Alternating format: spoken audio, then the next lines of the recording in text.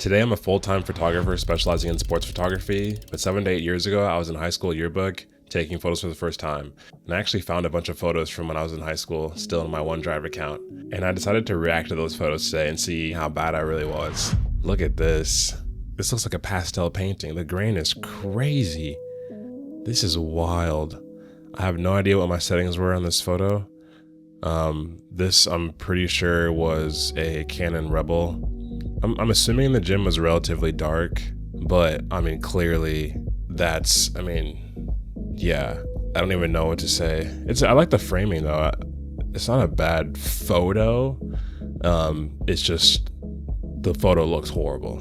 This isn't even something I could save now. Denoise wouldn't save this. This just looks like I said, it looks like an artwork. It looks like a painting. This right here is actually pretty cool. Obviously, it's same issue. It's super grainy. Framing wise, this is something I would take today. Realistically, I'd try to be a little bit wider just so that the ball isn't at the very top of the frame, and I would just put a little bit more space from the top of the player with the ball to the bottom. And then just center him, probably crop in a little bit more. The photo's really wide. I'll probably crop it to 5:4. You got the bench clapping shot. Insane grain. Just a dark photo. Not really anything I could do. I was only using Photoshop to edit my photos, by the way. I didn't even know Lightroom was a thing. All I did was change contrast and saturation and a little bit of tone curve. I think right here, I can see I probably did some tone curve, but photos clearly needs a lot of help. Wow, this is a real photo I took and I saved. You can't even see what's happening. It looks like it's straight out of a newspaper from the 70s. This is ridiculous. I don't have anything to say. This is the most grain I've ever seen in a photo. This is a cool photo.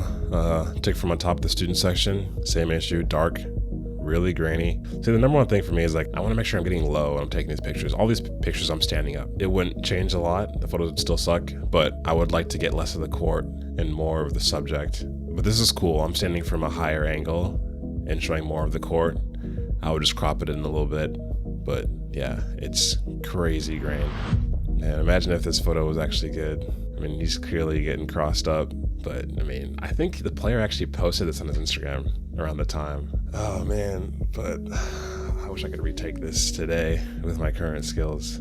It's just a good moment I captured, but it's barely visible. I remember I really liked this photo just because there wasn't a ton of grain. This is actually this is like the front and center picture of the varsity basketball yearbook spread that I made when I was in yearbook. I really liked it, but obviously, it's probably 1/400 shutter speed just to get some light. You can see the blur. Today I'd widen the frame a little bit more just so I can see the ball still and see his feet. I'm standing in the student section here when I took this photo, so cool coaching photo.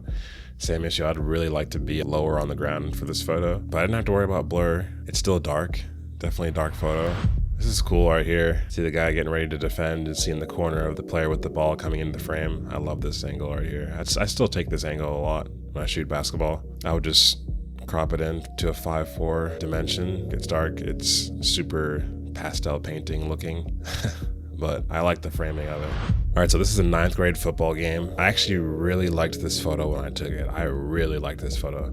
I also made the 9th grade football spread on yearbook, and this was the front and center picture.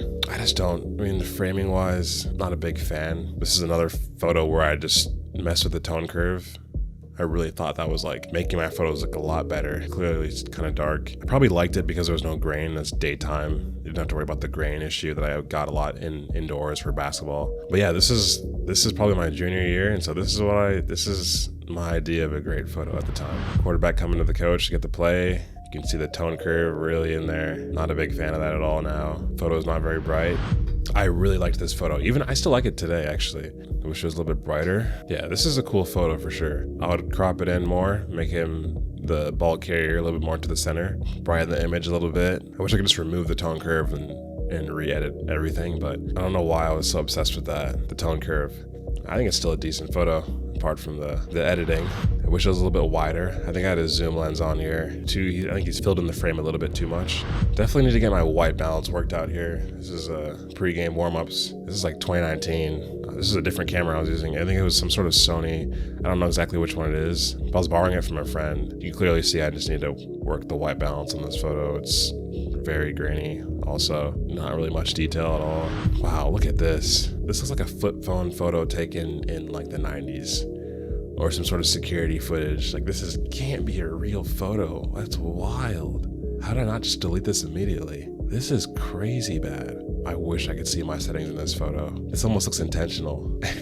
Wow, that's bad. That's really bad. Let's be honest, if you don't have a good camera and you're trying to shoot sports at night, once the sun goes down, you're done. Like it's over. Unless you know how to really put your settings, but there's only so much you can do.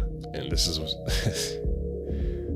I don't think having good settings would have made this photo much better, if I'm being honest. I don't even remember taking this photo, but I actually like this. I don't know if this is intentional at all. This is where the players go during halftime. They go behind the bleachers. The football stadium's on the left. This building right here is the hockey practice arena. That's what the logo is for the school. So that's actually kind of a cool shot of the players down here. And then you have the shadow of the bleachers with the people standing on top of the bleachers reflected on the wall. That was not intentional at all, but I think it's pretty cool. You got the players celebrating after a touchdown. I would probably crop this in a little bit more, make it a little bit brighter. Of course, this photo is out of focus. It's the way life goes during photography. This is cool. I would crop this in, brighten it up a little bit. I think this photo could be saved with denoise. I'll just crop it in just a little bit, not too much, just so you don't blow up the grain too much. But yeah, like I said, once the sun goes down, I mean, there's not much you can do here. I'm trying to keep my shutter speed high enough where it's still not extremely blurry, but with that comes a lot less light coming in, and that's results in this, nighttime photography was not fun. Shooting anything that's not a modern Sony mirrorless camera. Lacrosse. This is actually really fun to shoot. I've still never shot lacrosse since this. This is probably 2018 or 2019. I think it's 2018. Or no, this is 2019. I just like seeing photos I take with detail, because I'm not used to seeing photos I take with detail at all.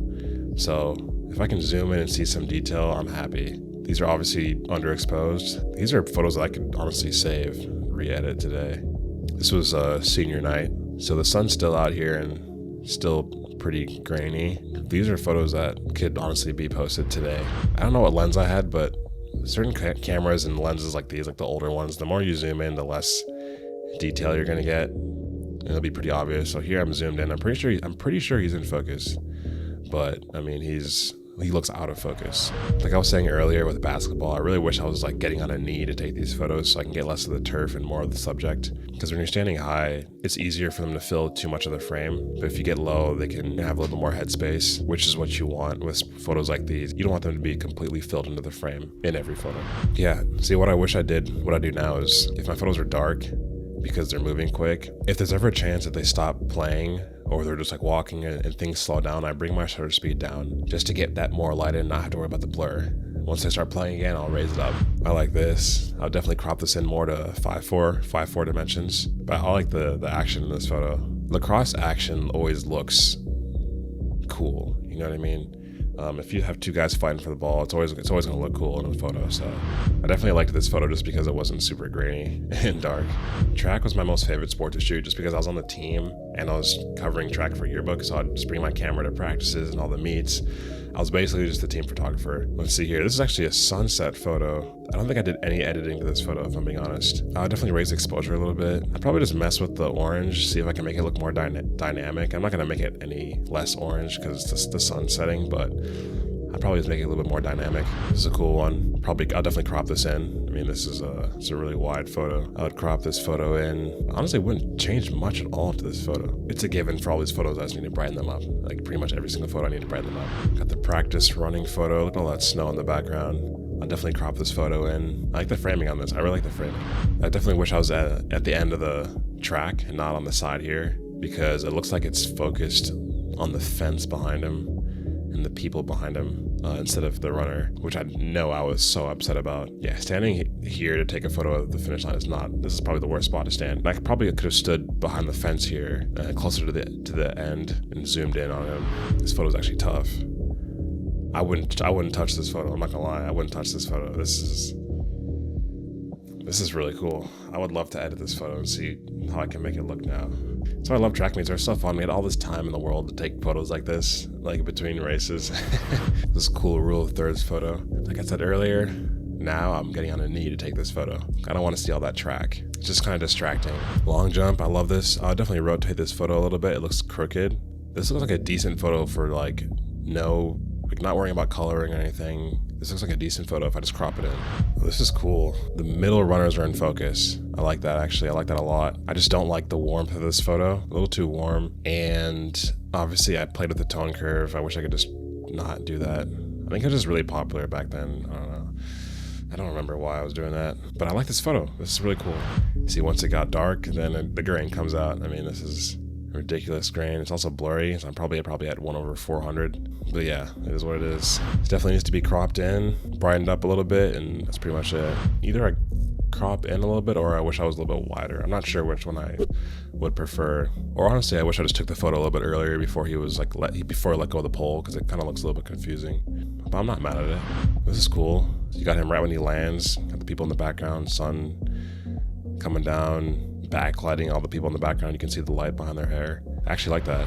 Oh man, sun comes down, photo gets dark, white bounces off. Yeah, I would cool this photo. I would raise the exposure. Obviously, denoise wasn't a thing, so can't really do much about that, but way too orange, way too orange. Dang, I forgot about this photo. I like this a lot. They're doing a hurdle warm up in practice, and you got the name of the school right in front of the player, and the blue and the white. I love it a lot. I like it. It looks cool. I think I liked it a lot when I took it too. So as you can see, man, my photography was really rough. I had some good moments, I had some bad moments. I think my weakness was just anything indoors. You know, you have a cheap camera, you just don't really know how to put the settings in the right way, and no matter what, it's really not gonna make the photo that much better in certain gyms and lighting. But I'm actually impressed by how many photos I see that I actually still like today, and I would actually like to just re-edit them and see if I can make them look better. So if you guys want to see me do that, if you guys want to see me make a video where I'm re-editing photos from 8-9 years ago, like the raw photos I can find, let me know in the comments, because I would actually like to do that. Also, if you want to see me reacting to some of my old self-portraits that I took around the same time, let me know, because I have a bunch of those that I found as well. Thanks for watching, guys. I'll see you guys in the next one.